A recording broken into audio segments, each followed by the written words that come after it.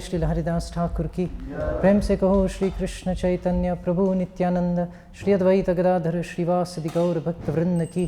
श्री श्री राधा कृष्ण गोप गोपीनाथ श्याम कुंड राधा कुंड गिरि गोवर्धन की। श्री वृंदावन धाम की, मायापुर नवद्वीप धाम की, गंगा माई की, यमुना माई की, भक्ति देवी की, श्रीमती तुलसी महारानी की, समवेत भक्त वृंद की, निताय गौर Premanandi. All glories to the assembled devotees, all glories to the assembled devotees, all glories to the assembled devotees, all glories to the lotus feet of Sri Guru and Sri Gauranga. Shri Shri Radha Gokulananda ki jai.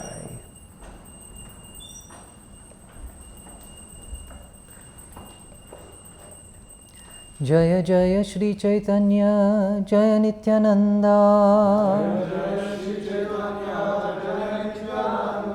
Jaya Jaya Shri Chaitanya Jaya Nityananda, Jaya Dvaita Chandra Jaya Gaura Bhakta Vrinda, Jaya Dvaita Chandra Jaya Gaura Bhakta Vrinda, Jaya Jaya Shri Chaitanya Jaya Nityananda, Jaya Dvaita Chandra Jaya Gaura Bhakta Vrinda. So we're reading today from the Sri Chaitanya Charitamrita, Madhya Lila, chapter 6, the liberation of Sarvabhauma Bhattacharya. This is text 92.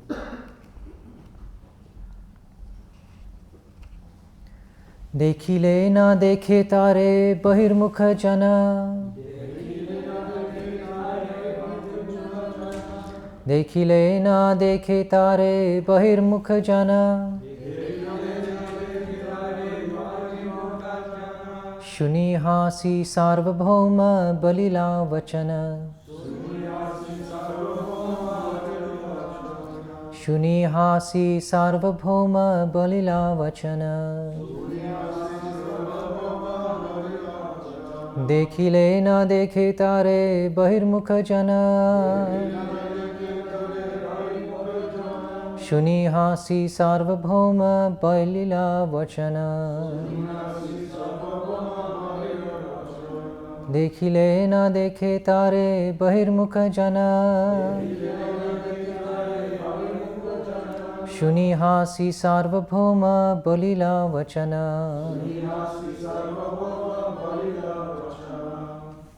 Prabhuji? देखी ना देखी तारे बहिर्मुख जना,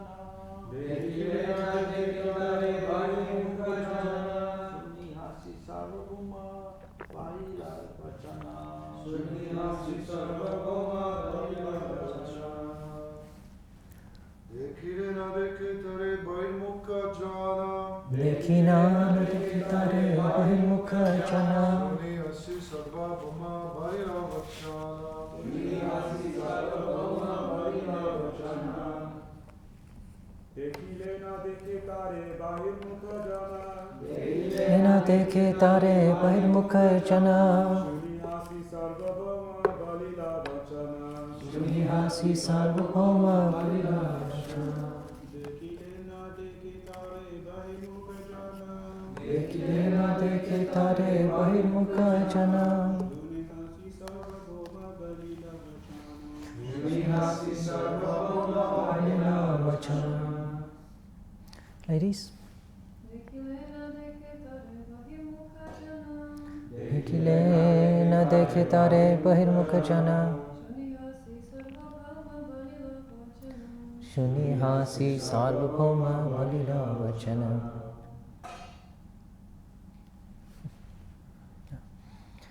Dekhile, even after seeing, na, not, dekhe, sees, tare, the Supreme Person, bahi mukha jana, a person influenced by the external energy. Shuni, hearing this, hasi, smiling, sarvabhauma, Sarvabhauma Bhattacharya, Balila said, Vachana, the words, Translation by His Divine Grace, A.C. Bhaktivedanta Swami Srila Prabhupada.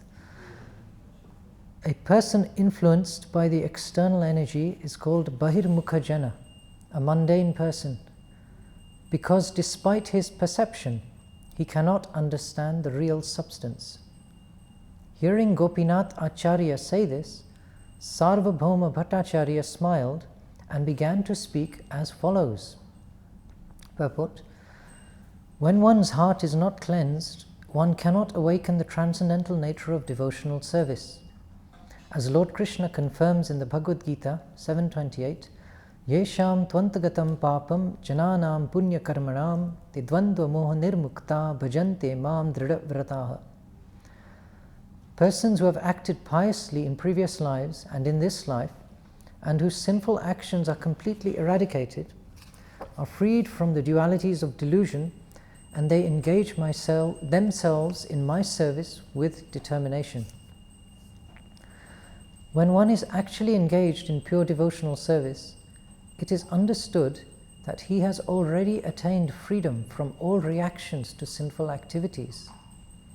In other words, it is to be understood that the devotees are already freed from sin. A sinful person, a miscreant, dushkriti, cannot engage in devotional service, nor can one engage in devotional service simply on the basis of scholarly speculation. One has to wait for the mercy of the Lord in order to render pure devotional service. Srila Prabhupada ki. Om Jnanati Mirandasya Jnananjana Shalakaya Chakshurun Militam Yena Tasmai Shri Gurave Namaha Nama Om Vishnudaya Krishna Krishna.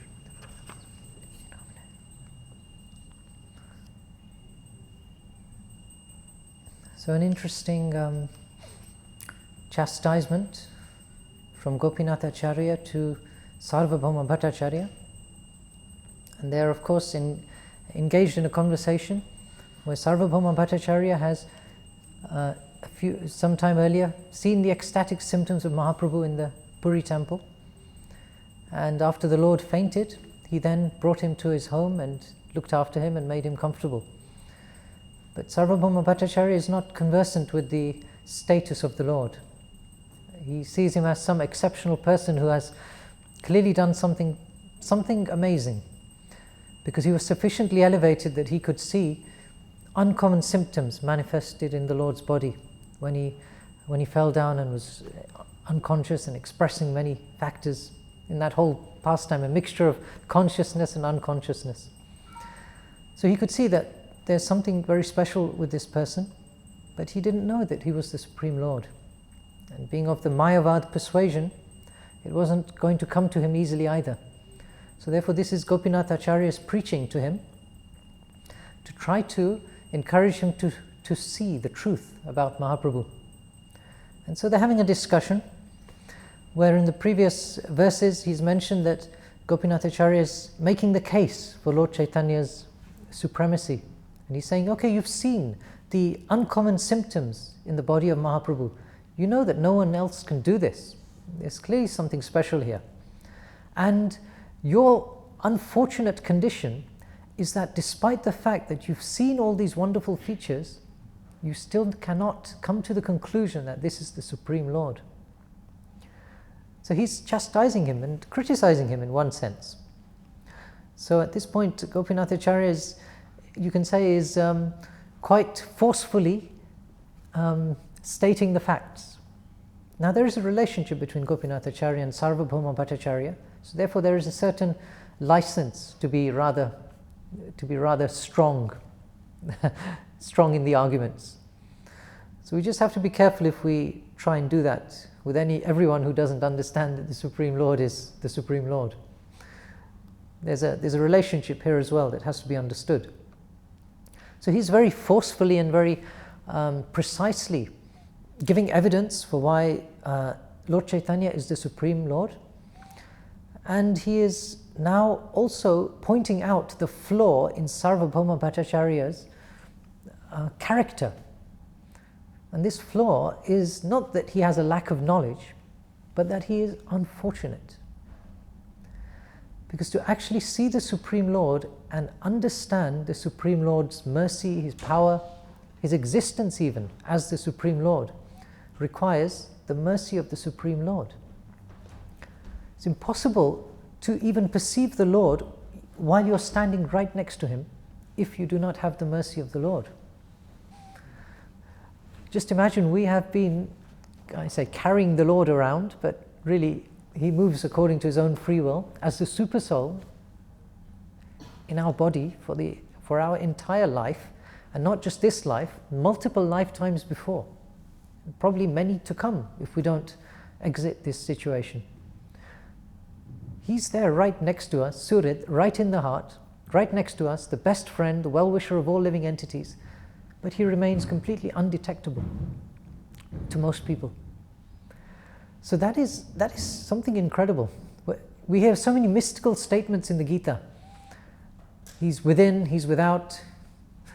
You know, sometimes people, they hear all these amazing statements and they are confused. They do not know what is what. Ascharya, they are amazed. They hear this truth about the Lord. They hear His difference from the difference between Him and matter, and they're simply amazed. Some hear of the soul as amazing, right? The verse in the Gita. Others cannot describe Him at all. So it remains a mystery. So having proximity to something does not necessarily guarantee an understanding of it. And this point has been demonstrated multiple times in the Gita and in the Bhagavatam. In the Gita, you have a mention of, in the Mahabharata in general, you have the Kauravas, Duryodhana, Dhritarashtra, who didn't really explicitly or directly accept Krishna as the Supreme Lord, even though He was in their midst so frequently, and they interacted with Him, but they couldn't detect Him. They saw Him as some ordinary person, some mystic, someone who does mischief, who does mischievous things for his devotees. And this is actually a mood adopted by demons in general. They consider that Lord Vishnu is a troublesome character who is very, very powerful. Only a fool denies the power of the Lord. I mean, definitely there are in the scriptures many examples of persons who denied the authority of the Lord, who thought He was a mundane person. And Krishna corrected that misunderstanding quite quickly. A little Sudarshan Chakra operation, or a little display of some mystic siddhi, or something like that, very quickly corrected their understanding that at least here is someone who is very, very powerful. At least you have to understand that this person is powerful. So the demons accept the power of the Lord. And certainly the incarnations of Jay and Vijay, when they come as Hiranyaksha, Hiranyakashipu, they accept the power of the Lord. They know Lord Vishnu is very powerful, and they also think that Lord Vishnu acts to protect His devotees, who are the demigods. And because those demoniac persons are not favorable to the Lord, they always end up in trouble. So they always have this idea that Lord Vishnu is there and He always does mischievous things to protect His devotees because He's favorable to them. But they accept that He's powerful. So that is how Lord Vishnu is perceived, as a powerful person who sides with certain groups of people. Now, of course, that is due to a misunderstanding. That is due to the demons, demoniac persons, being fixed in a mental situation which is described here in today's verses, bahirmukha, external. So the demons cannot understand the mystery of the Lord's actions. We know that janma karma chame divyam evam yo veti tatvatah tyaktva deham punarjanma naiti mameti sorjana. That one has to understand the transcendental nature of the Lord's appearance and His activities. His janma and karma have to be understood. So those with a demoniac mentality do not accept that the Lord's birth is anything transcendental, and they also do not appreciate or understand that His activities are also transcendental. So they view the Lord and everything He does with a mundane material viewpoint. And that is exactly what is described here with these terms, bahirmukha jana. A person influenced by the external energy. if you don't know the correct method or the correct mood or the correct metrics by which to assess the Lord, the conclusion you will come to, the conclusions that you will come to will be wrong. And with that, at best you may have an understanding of the Lord's power or his punishment capability, but you will completely miss the actual identity of the Lord and his qualities and his real character. And so, if Sarvabhauma Bhattacharya stands any chance of understanding the Supreme Lord in truth, he has to overcome this mentality of his, that he's viewing from externals. He has seen something extraordinary in the person of Lord Chaitanya, but he is trying to process it with mundane logic, and with mundane calculations and a mundane, how can you say, a method of working of the mind. To perceive something spiritual and appreciate it requires something a little more than a typical mundane mind. Now, we know in this world that different people have different levels of mind and intelligence. Some people's mental capabilities are exceptionally low. Some people's mental capabilities are exceptionally high. Some are highly intelligent, others are highly unintelligent. It's a fact, isn't it? Can anyone deny that? You look around the world, you will see a spectrum of capability, ranging from the lowest to the highest. And depending on how capable one is, one can be more or less successful in this world. A person who is highly intelligent, has a good mind, which works very robustly, and then works under discipline, can actually achieve many successful things in this world. But a person who is lazy, who cannot control their mind for more than 2 minutes, who has a thought in their mind one moment, and a couple of moments later they're thinking something completely the opposite, it's not really going to be really successful in terms of their endeavor in this world. Or a person who cannot process and analyze the world might not have much success. Of course, this is all the mundane, mechanical calculation that I'm giving you. It is still possible that a person who is completely incompetent can actually be quite successful in the world due to karma. A person can be totally unintelligent, totally undisciplined, but they might be phenomenally wealthy, for example, due to their karma. So these are the interplays that are possible in this world. It's not the external possession or display or status that necessarily demonstrates one's actual acumen at this point in time.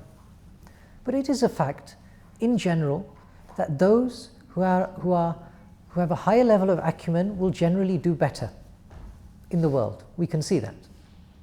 Putting the exceptions aside, we can generally see that a person who is competent, who learns his profession well, who learns, who practices, who re-practices until they're excellent, can actually do a good job. That's available to most people. So in the mundane world, one's faculties will help one succeed. So in the spiritual world, or if we're trying to understand spiritual subject matter, we need to now be retrained to understand what are the parameters by which spiritual subjects can be understood. We cannot apply our mundane calculations anymore. Here is the Supreme Lord, and he is capable of disguising himself so perfectly that he can be right next to you, right inside you, and you will never detect him. Or he can manifest before you in a form which leaves you in no doubt that he is the Supreme Lord. But he remains the Supreme Lord in both of those cases. And so, if we just analyze that point, we can see that a different type of calculation or perception is needed to detect the Lord. That perception or calculation cannot be learned through any material techniques. It cannot be learned through a process of meditation, for example. It's very popular to promote meditation, closing your eyes, chanting Om, perhaps even, as a means of spiritual advancement. Now, Om certainly is pranava. Pranava sarva vedeshu shabdake paurusham nrishu. As it says in the Gita, I am the primeval, transcendental sound vibration Om. Definitely. Very, very powerful, very special. But Om, chanted by a person who has material motivations, who has adopted a process from an unqualified person, does not yield the results that Om can yield. Om is a powerful, ancient, Vedic mantra, preposition. It is a very, very powerful thing. But when utilized, as is the case today, by the business yogis, if you like, I call them business yogis, because their purpose in yoga is to simply create a business by which they make money. So Prabhupada was strongly critical of this. This was a highly undesirable development. Yoga is the ancient science of linking oneself to God. And definitely there are various branches which deal with different aspects. Physical training, physical strength is a part of it, but it is not the goal. So when yoga is misrepresented to mean one thing or another thing, you actually diminish the real value that lies within yoga. Imagine someone's given you a diamond and you don't know anything better, you like the look of it, maybe it's a rough, uncut diamond. Now, if you come across an uncut diamond, it's not particularly impressive. You know, it looks rather rough. It doesn't have the finesse of a diamond beautifully cut and polished and set in a headpiece or anything like that. It looks like something amazing, maybe something heavy, like a piece of quartz maybe, or something. And if someone gives you that and they tell you this is a paperweight, you can use it as a paperweight. It makes a very good paperweight. Stops your papers moving around. Okay, fine. You can use it as a paperweight. But they didn't tell you something else, that diamond actually has immense value. And if you were to have it professionally cut and polished and prepared nicely, you could buy millions of paperweights, assuming you needed a paperweight. You could buy millions of practically anything if you had such a large, beautiful diamond. So actually when someone gives you something, takes an original, highly potent item, like yoga, and gives you an explanation which is highly mundane and is such a minor subset of what is possible, what it actually does is it dulls your consciousness into understanding its full glories. You never explore beyond that point. Unless, of course, you practice whatever's being recommended and you realize it doesn't work. But for some period of time, you could be wasting a lot of time trying to do something with the aim of becoming physically fit, perhaps, with the aim of becoming steady in mind. Now, these are all good things, but they're not the goal. They're not the goal for practitioners of genuine yoga. So, with these examples, we can understand that when we take something that is highly potent, highly spiritual, and we receive an explanation which is substandard, it actually prevents us moving forward and uncovering the real glories. So Sarvabhauma Bhattacharya, being of the Mayavad conception, is not interested in a form of the Lord beyond the impersonal Brahman. In fact, from the Mayavad conception, the impersonal is considered to sometimes manifest personal, but that is a subservient feature. It doesn't make much sense to devotees, how something impersonal can manifest something personal. But to them it makes sense. So we'll just go with it for the time being. That, okay, something impersonal manifests something personal, and because it's subservient, they always see it as, actually it's just a small feature of the impersonal. But if the impersonal has no features, how can you have an aspect coming from the impersonal?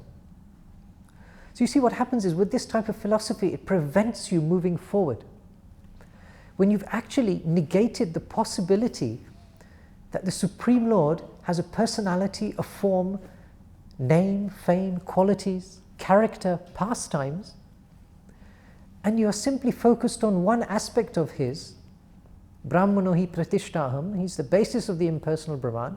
When you're only focused on that aspect of his and you think that's the goal, you're in trouble. At least you're in trouble as far as understanding the ultimate truth is concerned. Or if, as the Gita says, bhoga ishvarya prasaktanam tahyapaharati chetasam vyavasayatmika buddhi samado na vidiyate, that persons who are overly engrossed or overly attached to bhoga and aishvarya, material opulence, and raising oneself to the heavenly planets, for them, their whole plans, their whole mind is occupied with programs for material prosperity.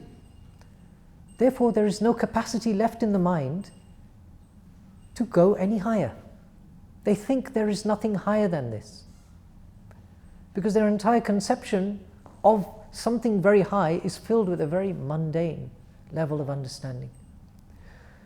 So, to move from these levels of small amounts of revelation, partial revelation we can say, partial education, to move from these levels to a higher understanding of the Lord's personality, his glories, his capabilities, and our relationship with him, requires different techniques, and it requires different teachers. The mundane teachers cannot help at all in this regard. Only devotees can help. Devotees who are in contact with the Supreme Lord, or who are in the process of becoming in intimate contact with the Supreme Lord, having heard from others who are in contact with the Supreme Lord. That is the secret. And so persons who are averse to the association of devotees will never understand the Supreme Lord. They may understand many aspects of the Supreme Lord, and the entire material world in one sense is aspects of the Supreme Lord, his external energy. Bahir, his external energy. It's not the real goal, but there's enough variety, there's enough material there to keep us occupied, entertained, and completely distracted for lifetimes. You can uncover, explore, research the material world so much, and there'll never be any end to it, because it is far more elaborate than our mind can conceive. And that will keep you occupied. So where is the question then that we will spontaneously think of looking for the transcendental world, which is so much larger, so much bigger, so much better. It's full of so many dealings which are impossible here in this material world. It is only possible by the mercy of a devotee. And it is only by Gopinath Acharya's potency here and his mercy that he's shown to Sarvabhauma Bhattacharya, that Sarvabhauma Bhattacharya has a chance to hear about the Lord's pastimes. And what we're hearing and what we're reading in this section is the process by which Sarvabhauma Bhattacharya is going from the stage of being a non-believer in the personality of the Lord to being a great devotee. So it is very instructive. This whole discourse has been conducted on the basis of proper evidence and solid shastric backup. That's actually what Sarvabhauma Bhattacharya and his disciples demanded. When Gopinath Acharya declared to them that here is the Supreme Lord, they said, well, you have to explain it. How is he the Supreme Lord? Where does it say in the scripture that he is the Supreme Lord? What is your source of authority? What is your evidence? What is your pramanam?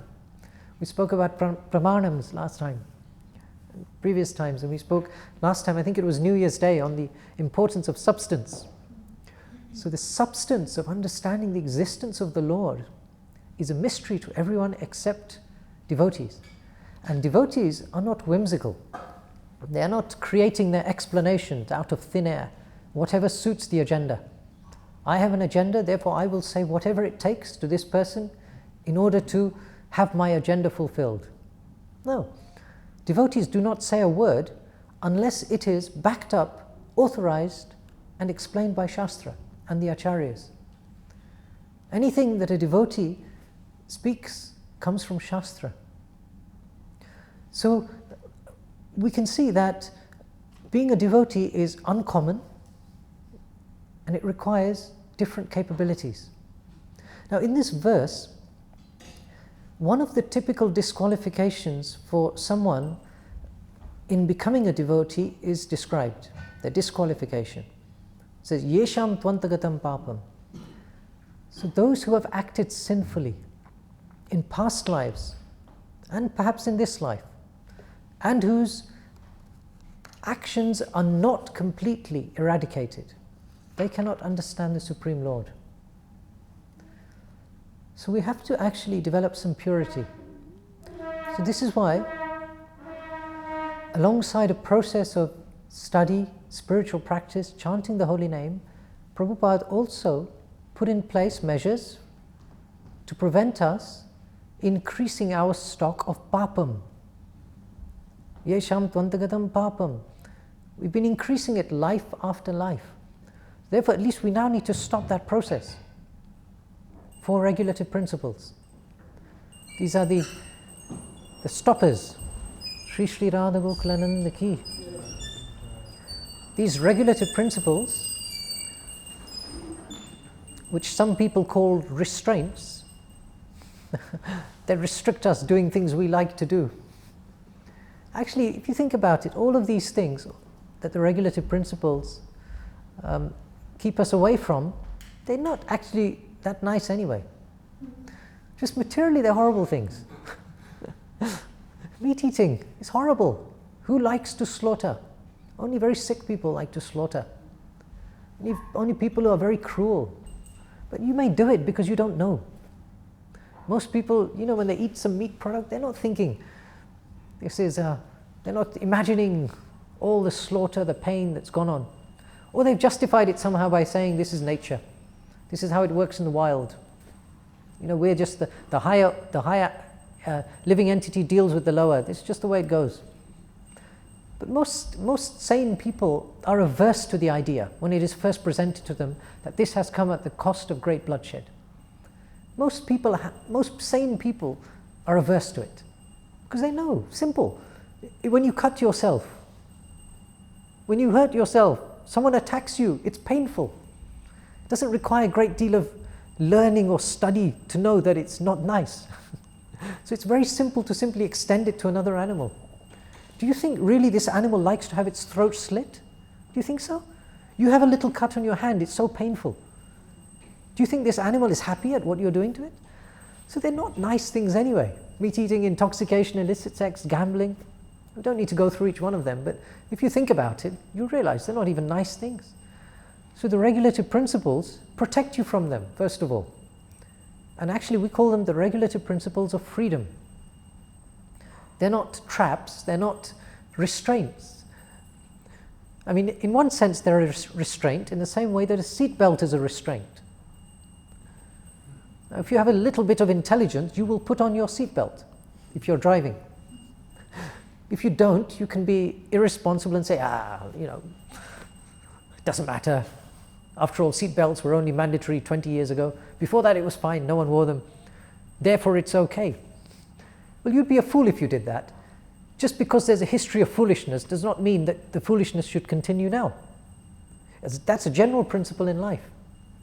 Just because people have done foolish things for years and years and decades, does not mean that we continue that foolishness.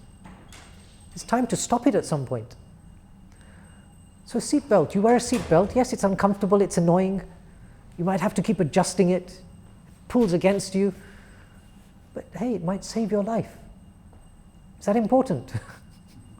Hopefully, most people would say it is important. So we do things sometimes that are temporarily inconvenient, but have a much bigger benefit. So for some, the regulative principles can be like that. If you happen to be addicted to any of these items, then yes, maybe the regulative principle is best seen as a little seatbelt, a little restraint for a period of time. So these regulative principles help us and they stop us increasing our stock of pap, our stock of bad karma. And what is the problem with this bad karma? We know spiritual life is transcendental. So what is the problem with continuously increasing our stock of sinful activities? Well, the problem is it doesn't allow us to detach from our view of the world based upon duality, hankering, dislike, hatred, liking. These are the tools by which the material world works and by which people assess things in the material world. That is our theme, if you remember. We're trying to figure out how to assess something that is spiritual, or how to consider something that is spiritual. And it is not done through likes and dislikes, hankering, illusion, hatred, raga dvesha. Raga dvesha vimuktaistu indriyais charan. The senses, the mind, I like this, I don't like this. These are not the symptoms by which you can come into contact and understand spiritual subject matters. So we have to do things to stop that process. So the regulative principles help, and then the philosophy helps, and then the association of devotees helps. And what we do is we actually hear about the real qualities that allow us to perceive the existence of the Lord. And those real qualities are revealed by the Lord when He sees that we are sincere about progressing in spiritual life. Initially, He will send us some devotees. We will receive a book from a devotee. We will receive some uplifting words from a devotee. Initially, we may even hear something from a devotee and not be particularly impressed. But we might remember it, that on the street someone said this to me and I thought, what a fool. But then a few years later, you're still thinking what they said. And at some point, when your receptivity has increased, that profound statement might actually start to spark, might actually start to flourish. So you don't know. Krishna, through his various means and techniques and elaborate plans, brings a person into the association of devotees and gives them a chance to hear about him. Then when the devotee hears about him, so many things happen. Inauspicious things in the heart are destroyed. One becomes situated, the effects of the modes decreases, the knot in the heart is slackened, knot of material attachment. One becomes perceptive to the existence of the Supreme Lord. Jnana dipena bhashrita. Krishna says that to those who worship me, who are dedicated to me, who offer their obeisances to me, who are fully devoted to me, I destroy with the shining lamp of knowledge the darkness born of ignorance. That is the only way. It is not through any other study or anything like that. We hear about the glories of the devotees. We study the glorious pastimes of the Lord, only to come to the conclusion that it is the Lord's mercy that will save us. So therefore we chant His holy names, we serve the devotees. And here Sarvabhauma Bhattacharya really is getting an unprecedented chance.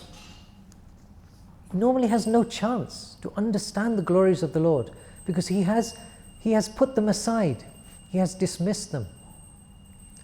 So here, by the persistence, the persuasion and the real competence of Gopinath Acharya and the devotees, Sarvabhauma Bhattacharya has the chance actually to transform himself from a quite advanced Mayavadi to now becoming an extremely exalted devotee. So that is possible. You can see the miraculous possibility of that only by the mercy of the Lord. So I'll stop there, see if there are any questions, comments. Yes? You can give her the mic. Yeah.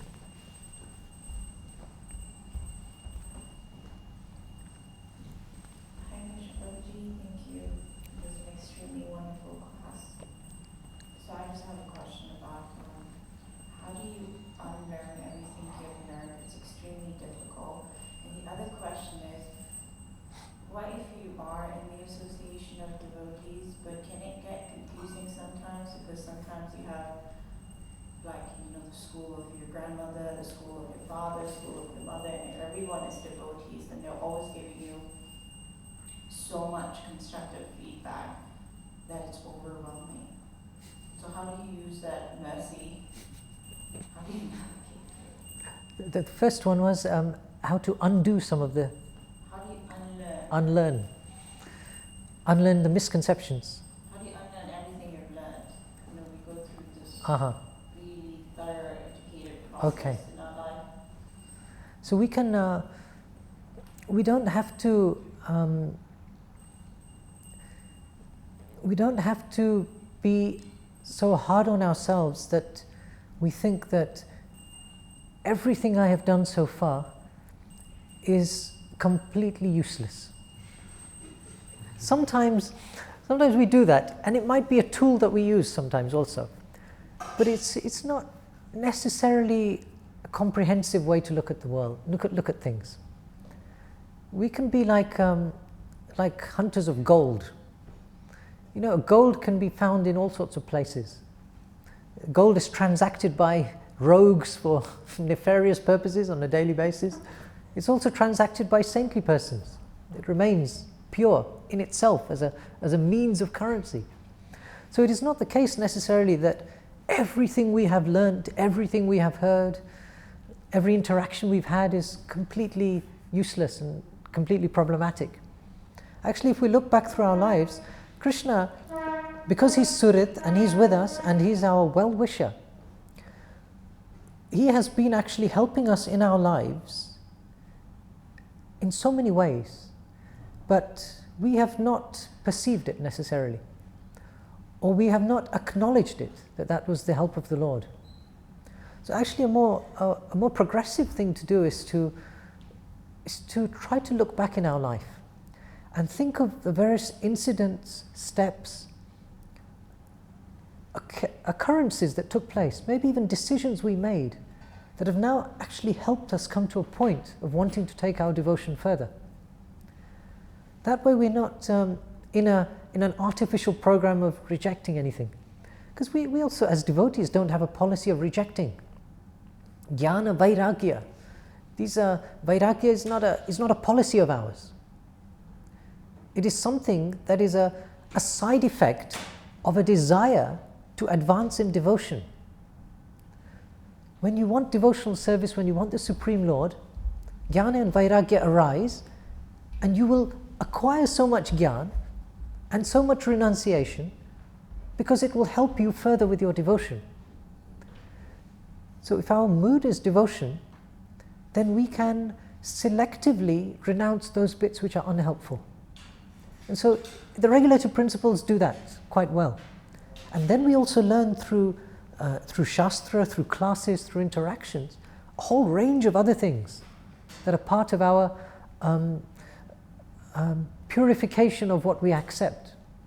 We are advised to reject things that are unfavorable, and those things are described, things that are based on the platform of duality, interactions that may lead to one being offensive, aparads. So many things we can reject, but we can look at the kind words of our well-wishers from the past. We may view them as karmis, perhaps. That's not the full picture, because they also have the Supreme Lord in their heart. And there is so much to be learnt from each person. You know, there is a saying, it takes a village to grow a child. When there is a child growing up, it is not just the effect of the parents, it is not just the effect of the teacher. It is the effect of many people, including, as you know, you say, the stereotypical village idiot. Before that, you know, you talk about the village idiot. There's always someone in the village who's the village idiot. So even the village idiot has something to contribute to our progress. Everything. So a whole range of persons, factors, situations are involved in our progress. And if we just learn to pick what was beneficial, what was desirable, what was the lesson that I learned, maybe I behaved in a really inappropriate way, and then some reaction came, that's a lesson. That then takes that mundane experience and puts it onto the platform of spiritual. Because you're now using that to progress. So in a similar line, many people will give us advice, and they are generally well-wishers. So when we receive advice from our well-wishers, we shouldn't deride it. But we should also process that advice within a platform of higher understanding. So sometimes people out of ignorance will speak so many things. And if we are also ignorant, we won't know. In one sense, a person gives advice to another person who is unable to come to that conclusion themselves. That's the only purpose of advice, isn't it? After all, if I advise someone of something, I'm thinking that this person has not come to that understanding themselves. Therefore, I need to give them something. And it's said also, there's a saying, the path to hell is paved with good intentions. So you have to bear this point in mind as well. That person may be a well-wisher, and they may have good intentions, but they might not be right. Sometimes being right is also important. We are coming to this process of Krishna consciousness, and it's very fashionable within our society to keep saying it's not about whether you're right or not. But actually it is. You're trying to study the absolute truth. You're trying to come to the absolute truth. You are trying to learn what is right and what is wrong. What is utsrija? Ye shastra vidim utsrija. What is incorrect? What is wrong? What is correct? You are trying to learn that. What is correct is those things that please Krishna. What is incorrect is those things which do not please Krishna. So we have to also know what's correct. And so if a well-wisher, maybe if you're from a family of devotees, then you'll have a spectrum of well-wishing devotional assistants. We can respect that for what it is. And we can thank them for it also. And then we can selectively take those items and practice them if they are in accordance with the recommendations we get from Krishna, the devotees, and our spiritual master, Shastra. So we don't have to be one or the other. It's not a case of rejection. And actually this is one thing we're supposed to give up, actually, acceptance and rejection. This as a notion is something we are supposed to give up.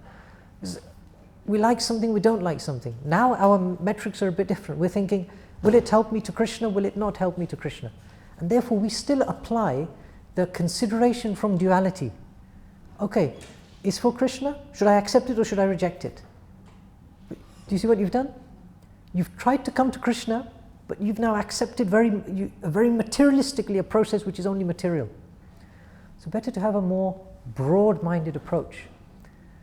That is not really about acceptance or rejection. What is it that is going to help me progress further? Let me gravitate towards doing those things more. And actually the thing is, when we become more and more attached to Krishna, naturally all the other improper instructions, they sort of fade away. We don't have to really meditate on them constantly. They just sort of disappear. You know, people talk about false ego, and how sometimes people say false ego means, or overcoming false ego means to think yourself to be very low, or to think yourself less. You know, just to think yourself in a very lowly condition. You're insignificant, you're very, very less, very insubstantial. But actually overcoming false ego, if you just turn it round, it actually just means think less of yourself. How you can survive.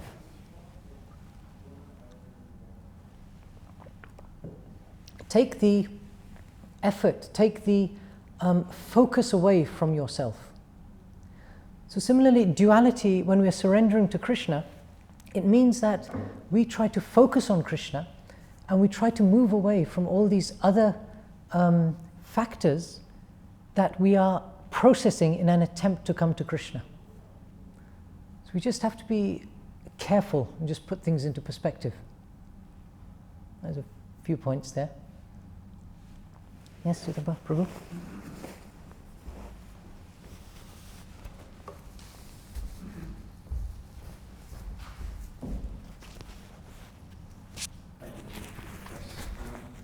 I'm just wondering this interaction between Gopinath Acharya and Sarvabhauma Acharya. Obviously, Gopinathacharya was his brother-in-law, so they had an ongoing relationship. I'm just wondering whether you've heard anything about this conversation of Mayavad and things. Is this the first time they had this conversation about Mayavad, or is it that he had spoken to him about it previously, but now he saw Mahaprabhu, there was a heart change? Or I'm just wondering if you've ever heard anything on that. Yes, well, the indication is that it had happened before, because the frustration experienced by Gopinathacharya and the way he's describing Sarvabhauma Bhattacharya's propensity suggests that these discourses took place. Here also there's a familiarity which is described with discourses about the impersonal and impersonal. Sarvabhauma Bhattacharya mentioned this a few verses ago, that we are trying to discuss, and in the next verse he also, I think you're giving class tomorrow, is it? Okay, so in tomorrow's verse this comes up about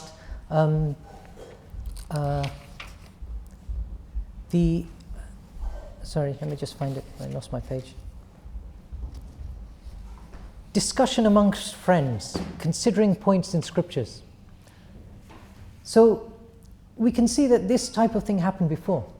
And being intimately connected, devotees are always talking about the Supreme Lord. And the impersonalists are always resisting based upon their impersonal understanding. So I'm not sure if there's an explicit account of it, but certainly it would seem that if the conversation as it is now is flowing in a natural way, it would appear that similar conversations have happened in the past. And certainly Mayavadis spend a lot of time discussing Siddhanta Vedanta philosophy. They do that routinely. And so a part of that would be the derisory consideration of the Lord's form. So it would be inconceivable that he would be such an exalted Mayavad, and a very high standing one, from a high class of Mayavadis even, the Bhattacharyas, and he would not have gone through refuting multiple personal arguments. So it would seem to be something that's happened routinely. So Mayavadis can resist devotional arguments, but what's different now, what's different is that Lord Chaitanya has appeared in person. And so the same arguments, the same discussions, the same considerations now are going to come to a different conclusion. So that's something special that can happen. The Lord sends His mercy to assist the devotees who are constantly talking about the Lord anyway. And He does something, He sparks something special. Is that roughly? Thank you.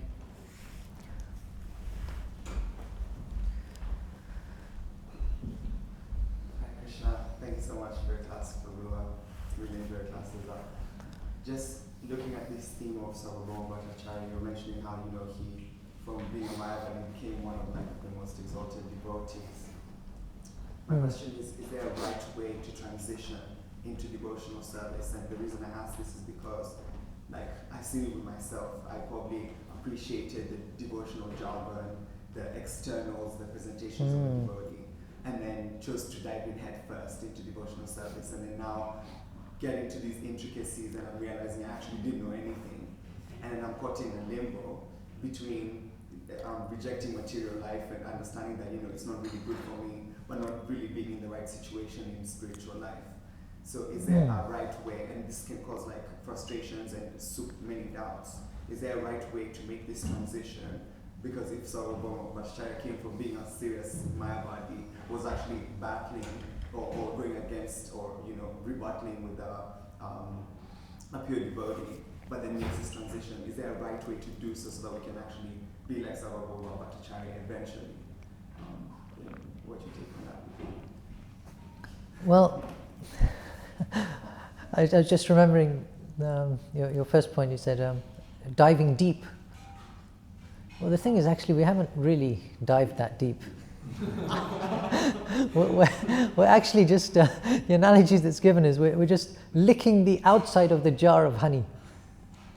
You've got a jar of honey and you're helping yourself and the bits are dripping out, and at the moment all we're doing is licking a little drop from the outside of the jar of the honey. So diving in means uncovering that honeypot and jumping in. So that's, you still have to look forward to that. So don't dismiss it because we haven't experienced it yet. There's plenty to look forward to. And all we're doing at the moment, as you've mentioned, is because you're attracted to certain things. You're attracted to certain, maybe ways devotees behave, maybe some of the material aspects. Even the 4 regulative principles are appealing to persons who are in a higher material mode. They can see that those are more saintly. But they're not spiritual. Those regulative principles are not spiritual. They're simple techniques to stop you committing more sinful activities. But we might be attracted to them, and so we might come to the movement. The thing is, we just keep going with it. And if there's any frustration, it's because we're impatient.